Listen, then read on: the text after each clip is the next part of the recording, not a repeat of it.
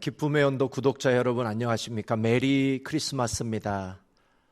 오늘 12월 25일 기쁨의 언덕, 오늘 본문 말씀은 요한복음 16장 7절에서 14절 말씀입니다. 제가 여러분을 대표해서 봉독하도록 하겠습니다. 그러하나 내가 너희에게 실상을 말하노니 내가 떠나가는 것이 너희에게 유익이라. 내가 떠나가지 아니하면 보혜사가 너희에게로 오시지 아니할 것이요 가면 내가 그를 너희에게로 보내리니 그가 와서 죄에 대하여 의에 대하여 심판에 대하여 세상을 책망하시리라. 죄에 대하여라 함은 저희가 나를 믿지 아니하며 의에 대하여라 함은 내가 아버지께로 가니 너희가 다시 나를 보지 못하며 심판에 대하여서라 함은 이 세상 임금이 심판을 받았음이니라. 내가 아직도 너희에게 이를 것이 많으나 지금은 너희가 감당치 못하리라. 그러하나 진리의 성령이 오시면 그가 너희를 모든 진리 가운데로 인도하시리니 그가 자유로 말하지 않고 오직 듣는 것을 말하시며 장래의 일을 너희에게 알리시리라. 그가 내 영광을 나타내리니 내 것을 가지고 너희에게 알리겠음이니라. 오늘 성령의 일이라고 하는 제목으로 하나님 말씀 증거하도록 하겠습니다. 오늘 우리가 읽었던 본문은 예수님의 고별 설교 중에 일부분입니다. 우리가 보통 요한복음 14장에서 16장을 예수님의 고별 설교로 알려져 있는데 오늘 읽었던 본문은 예수님의 고별 설교 중에 가장 중요한 본문이라고 말할 수 있을 것입니다. 예수님은 이 땅에 우리의 구원을 위해 오셨다가 이제 예수님은 떠나가셔야만 합니다. 예수님은 제자들을 남겨놓고 이제 세상을 떠나가셔야 되는데 지금 이 제자들이 처한 상황이 결코 녹록치 않은 힘든 상황임을 우리가 알게 됩니다. 16장 1절 2절에 보니까 지금 제자들이 예수님을 따르는 제자들에게 처해져 있는 상황이 나타나 있어요. 내가 이것을 너희에게 이름은 너희로 실족지 않게 하려 함이니 사람들이 너희를 추례할 뿐 아니라 때가 이르면 물은 너희를 죽이는 자가 생각하기를 이것이 하나님을 섬기는 예라 하리라. 제자들은 예수님을 믿는다는 이유로 출교를 당했습니다. 유대 사회 속에서 출교를 당한다는 것은 사회적 죽음을 의미하죠. 한 걸음 더 나아가 이들은 예수님을 믿는다는 이유로 핍박을 당했습니다. 그뿐만 아니라 죽음의 위협을 당하게 되는 상황입니다. 유대인들은 예수님을 믿는 자들을 핍박하고 죽이는 것을 하나님을 섬기는 예라고 생각을 했습니다. 이렇게 힘든 상황 속에서 제자들은 근심할 수밖에 없었다는 거죠. 16장 5절 6절을 보니까 지금 내가 나를 보내신 이에게로 가는데 너희 중에서 나더러 어디로 가느냐 묻는 자가 없고 도리어 내가 이 말을 함으로 너희 마음에 근심이 가득하였도다. 예수님은 이제 세상을 떠나가셔야 되는데 제자들 중에 예수님 어디 가십니까? 묻는 자가 없다는 거예요. 왜냐하면 근심으로 충만해 있었기 때문에. 자, 이러한 제자들에게 더 충격적인 소식이 전해져 옵니다. 제자들로 하여금 패닉에 빠지게 만드는 이 소식이 무엇이었을까요? 바로 그들이 믿는 예수님이 그들을 떠나가신다라고 하는 뉴스였습니다. 예수님이 함께 계셨어도 혼비백산인데 예수님이 떠나가신다고 하니까 제자들은 감당할 수가 없는 것입니다. 이런 제자들의 근심, 이런 제자들의 패닉을 아셨던 예수님께서 예수님이 7절을 통해서 그들에게 위로의 말씀을 주시는데요.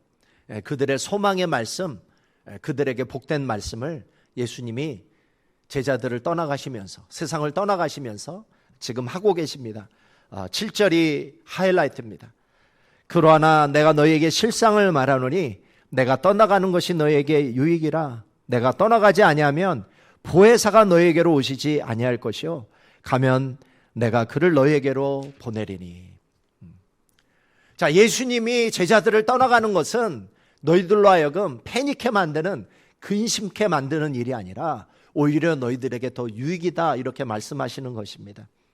예수님이 이 땅에 오셨다가 사역을 다 마치시고 완성하시고 이제 아버지 품으로 돌아가셔야 되는데 예수님이 가셔야만 성령님이 오신다는 것이죠. 내가 너희들을 떠나가야만, 내가 아버지께로 가야만 성령이 오셔서 너희 안에 계시는 사건이 일어난다는 것이죠. 그러면 너희들에게 오히려 더 유익이다. 오늘 본문에서 성령님이 오시게 되면 성령님이 예수님을 믿는 제자들 가운데 행하시는 두 가지 사역을 예수님이 말씀해 주고 있습니다. 첫 번째는 8절입니다. 그가 와서 죄에 대하여 의에 대하여 심판에 대하여 세상을 책망하시리라. 자, 예수님이 세상을 떠나 아버지 품으로 가시게 되면 성령이 오실 터인데, 제자들 그리고 저와 여러분이 성령을 받게 되면 성령이 우리 안에 들어오셔서 하시는 첫 번째 사역은 책망의 사역이라는 것이죠. 이 책망은 바로 우리의 죄와 우리의 의와 우리의 심판에 대한 책망의 사역을 하실 것이다 라는 것입니다. 두 번째 사역은, 성령의 두 번째 사역은 예수님을 믿는 자 속에 성령님은 우리를 진리의 모든 진리 가운데로 인도하신다라는 것이죠. 그리고 장래의 일을 우리에게 알려주신다라는 것입니다.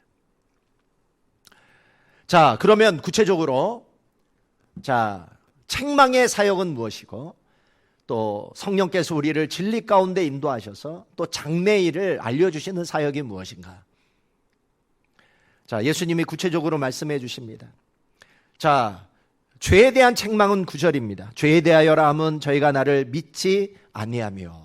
자, 성령님이 우리에게 오시게 되면 성령님은 우리의 죄를 책망하신다는 것입니다. 근데 죄 중에 최고의 죄는 무엇이라는 것입니까? 죄 중에 최고의 죄는 믿지 않는 죄입니다. 성령님이 우리들에게 오셔서 우리가 믿지 않는 우리의 죄를 알려주신다라는 것이죠. 여러분, 우리가 믿는다고 하지만 그러나 우리 가운데 아직 믿지 않는 영역이 있다라는 것입니다.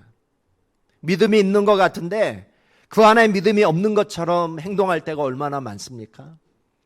우리가 예수님을 믿는다고 우리 스스로 알고 있고 교회를 다니고 교회를 섬기고 주님의 뜻대로 산다고 하지만, 그러나 때때로 우리가 여러 가지 인생의 문제, 자녀 문제, 돈 문제, 자존심 문제 딱 하나 걸리면 그 부분에 있어서 마치 믿음이 없는 사람처럼 우리가 살아갈 때가 얼마나 많습니까?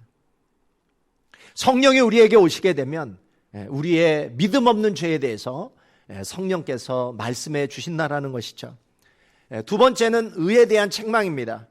10절이죠. 의에 대하여라 함은 내가 아버지께로 가니 너희가 다시 나를 보지 못하며.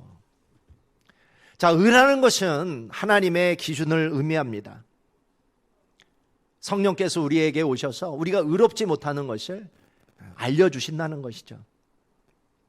그뿐만이 아니라 우리의 의가 없음을 조명해 주실 뿐만이 아니라 성령님은 우리로 하여금 의롭게 하시는 역사를 행하신다는 것이죠. 여러분, 우리가 어떻게 하면 의로워질 수 있습니까? 그것은 바로 예수님의 의를 전가받아야만 의로워질 수 있습니다.